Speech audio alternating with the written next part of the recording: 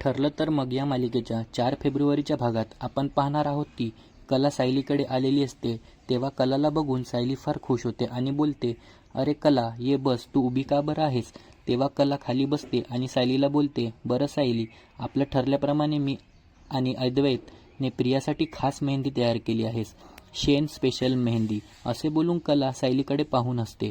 हे ऐकून सायलीसुद्धा हसायला लागते आणि बोलते, काय, शेणाची मेहंदी?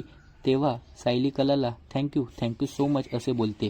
तेव्हा कला, थँक्यू बोलू नको ग, त्या प्रियाला चांगली अद्दल घडवायला आणि तुझं आणि अर्जुनचं नातं जमवायला हे कला आणि अद्वैत खमके आहेस. असे बोलून कला सायलीला प्रॉमिस करते आणि तुझं लग्न अर्जुनसोबतच होणार. तेव्हा कला आणि सायली एकमेकांशी हात मिळवून ठरलं तर मग असे बोलून प्रॉमिस घेतात. त्यानंतर आपण पाहतो की कला सायलीच्या हातावर मेहंदी काढत असते. तेव्हा सायलीला फार आनंद होतो, कारण अर्जुनच्या नावाची मेहंदी ती तिच्या हातावर काढत असते. दुसरीकडे अर्जुन बिचारा फार नाराज असतो. त्यासोबत अद्वैतसुद्धा असतो. अर्जुन आपली कहाणी अद्वैतला सांगत असतो की माझं फक्त आणि फक्त सायलीवर प्रेम आहे. हे लग्न मी फक्त पूर्ण आजीसाठी करतो आहे. माझं पहिलं प्रेम सायलीवर होतं आणि नेहमी राहणार. तेव्हा अद्वैत बोलतो, मग आता असे असेल तर प्रॉमिस करतो की ही तन्वीना तुमच्या प्रेमाच्या कधीच आड येणार नाही.